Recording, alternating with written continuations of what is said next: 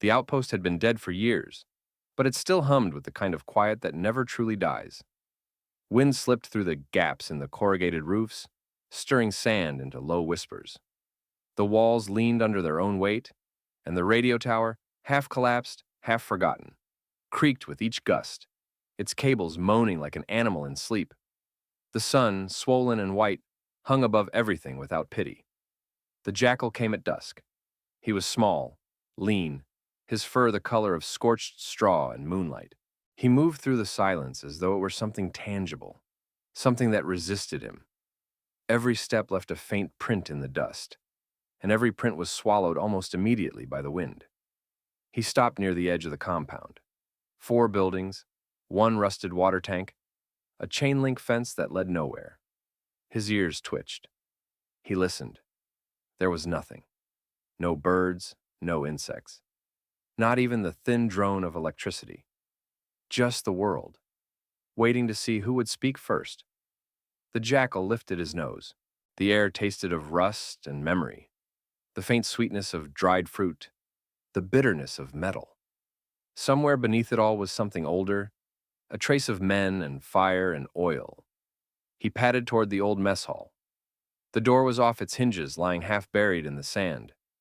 Inside, the floor was covered with shards of glass and bones of small creatures.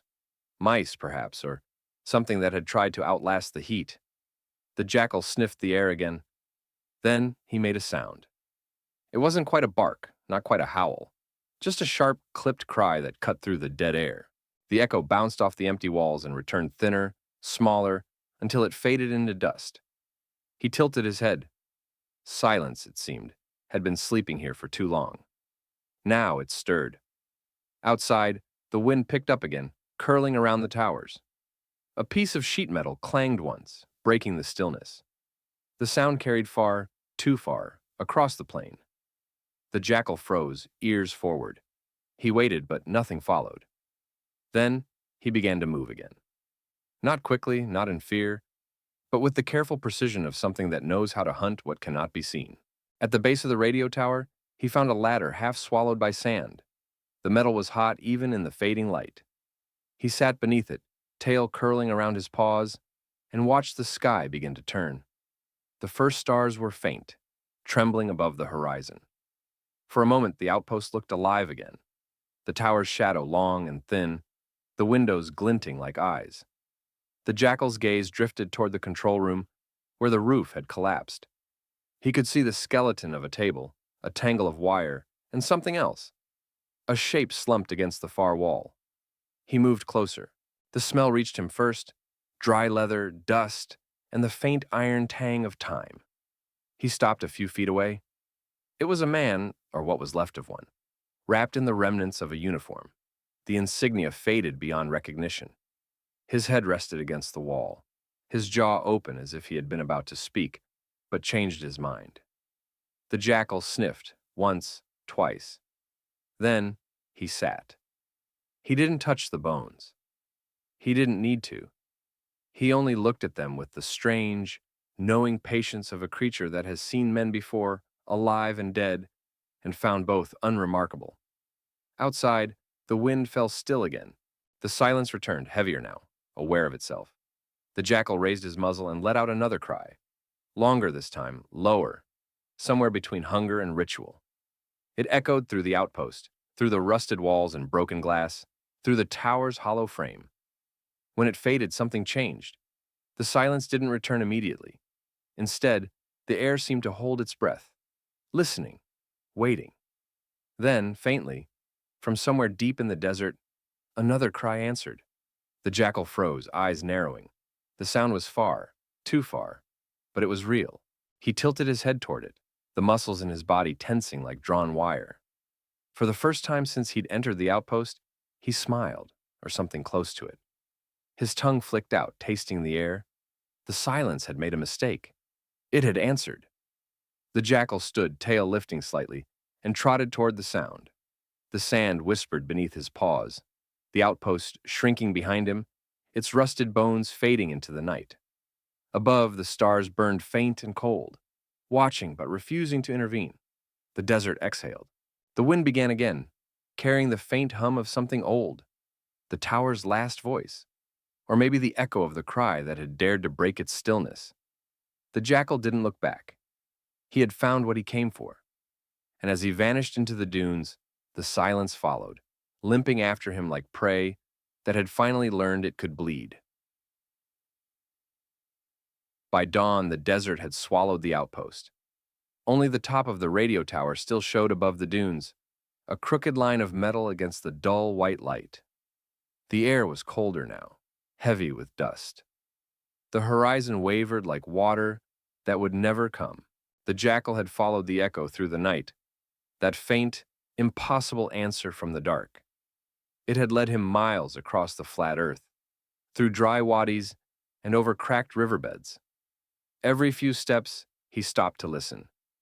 Every time he did, he heard nothing but his own breathing and the sound of sand shifting. Until he found the building. It stood half buried in the dunes, a squat concrete block, door torn off, a narrow antenna rising from its roof like a finger pointing nowhere. The wind sang through the holes in its walls, a long, thin wail that sounded almost human. He approached carefully, nose twitching. The scent was wrong for the desert, metallic, sharp, old. It carried something like heat, though the sun hadn't touched this place in hours. The jackal slipped through the doorway. Inside, the air was cooler. Dust drifted in faint beams of light. Broken equipment lay everywhere. Microphones, headsets, switches, a tangle of wire that looked like the remains of veins. In one corner, a generator crouched in shadow, its rusted shell cracked open like a rib cage. And then, a sound. Not loud, not sudden, but constant. A faint crackle. The jackal turned his head toward it. On a desk near the wall, an old radio flickered. The dial was cracked, the glass cloudy with sand. But the speaker still worked, just barely. Static filled the room like the breathing of something that refused to die. The jackal crept closer, paws silent. The static pulsed. It wasn't random. It came and went in slow waves, like the rhythm of speech that had forgotten words. He tilted his head, ears twitching. The pulse deepened, and for a moment, there was a tone beneath it. Low, steady, almost a hum. It rose and fell like a living thing. The jackal growled softly in response. The static changed. It wasn't an echo. It was an answer. He stepped closer. The fur along his back bristled as he sniffed the air around the machine. There was no scent of humans, no fuel, no warmth of new power. The generator hadn't run in years. Yet the radio lived, whispering through its broken mouth. He placed one paw on the edge of the desk. The radio clicked. A sharp pop of static. Then another. Then, silence. The world held its breath, and from the speaker came a sound that was not static at all, but a voice, thin and stretched across distance. It said, "Repeat." The jackal froze. His ears turned forward, his chest rising, falling. The voice again, quieter. "Repeat." It was not quite human. It carried the dry rasp of wind through wire, the empty patience of a machine that had learned the shape of language but not its meaning. The jackal stepped back. The fur on his neck lifted. The voice spoke once more. Slower this time, the syllables pulled apart by static. Silence. Heard. Me. Once. Repeat. Then the hum returned, stronger now, vibrating the floor. The jackal's paws felt it. A pulse, deep beneath the concrete, like something alive buried far below. He looked toward the open door. The wind had stopped outside. The world was listening. He barked once, sharp, defiant. The hum broke, flared into a single flash of static that filled the room like lightning, then fell silent again. Dust drifted. The radio's light went dark. He waited. Nothing. After a moment, he turned and padded outside. The sun had risen, pale and swollen, climbing the edge of the dunes. The air shimmered. Behind him, the radio clicked once, just once, and whispered a single word in a voice made of wind and distance. "Hunter!" The jackal stopped, looking back over his shoulder. He did not return. He only lowered his head and walked toward the horizon, the sound of the words still trembling in the sand. By midday, he was gone. The outpost lay still again, the dunes closing in, the silence waiting, patient, alert. But in the deepest part of the desert, far beyond the tower's shadow, the hum began to rise again, faint but steady, and in its rhythm, something like breathing returned. Night came like a slow collapse. The dunes turned to shadow. The horizon dissolved. The sky was heavy with stars, too many, too sharp, as if the heavens themselves were watching through glass. The wind had died completely. Even the sand refused to move. The jackal returned. He came without hurry, trotting along the same dry channels, paws quiet on the cold earth. The scent of rust and burnt wire led him easily back to the half-buried building. It waited for him the way an old trap waits, still patient, pretending not to care. He stopped at the doorway. The darkness inside was thick, like something that had weight. He listened. Nothing. Then, a faint pulse, almost below hearing.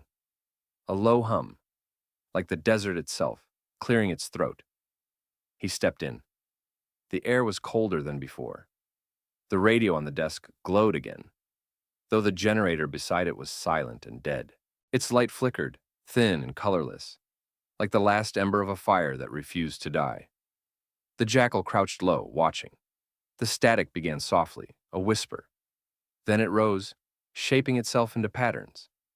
Breaths, syllables, a rhythm he recognized, the same pattern he'd barked the night before. And then a voice, clearer than before, human now, low and uneven, like someone speaking from far beneath water. "Can you hear me?" The jackal's ears turned forward, his muscles tensed. The voice again, "If you can stay." He moved closer. The hum deepened. The speaker crackled and the sound broke into fragments, like sand slipping through fingers. "I was here," the voice said. "Once." A pause. "It remembers me." The jackal blinked. The air shimmered faintly. "I built this place," the voice continued. "The tower, the transmitter. We sent signals for years. No one ever answered, until the silence began to speak back. A burst of static swallowed the next words. Then, I stayed to listen." The jackal tilted his head. He could hear another sound now, beneath the voice behind it, a soft echo of breathing. But it wasn't coming from the machine. It was coming from the floor, from the ground itself. He lowered his head, sniffing. The concrete was cold, but something pulsed beneath it. Slow, steady, a buried heartbeat. The voice grew softer. "When I died, I thought it would stop, but it didn't." The silence learned. Static.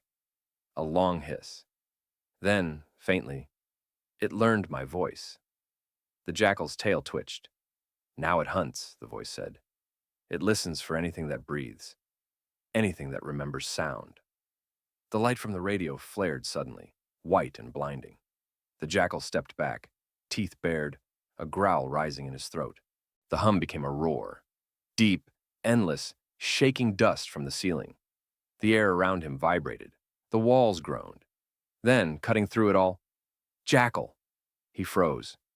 No one had ever spoken that word to him before. The light dimmed. The hum softened again, like an exhale.